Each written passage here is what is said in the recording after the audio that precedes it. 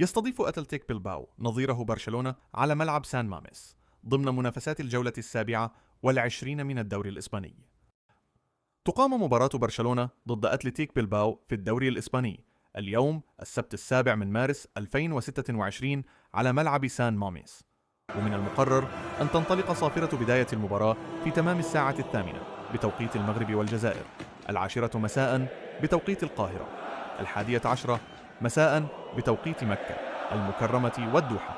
وستنقل مباراة برشلونة اليوم عبر شبكة بي إن سبورتس الناقل الحصري لمباريات الدوري الإسباني في منطقة الشرق الأوسط وشمال إفريقيا.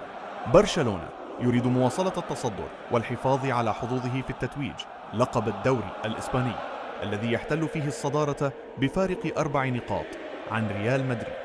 في المقابل يحتل أتلتيك بلباو المركز التاسع في جدول الترتيب برصيد 35 نقطة، ويأمل في استغلال عاملي الأرض والجمهور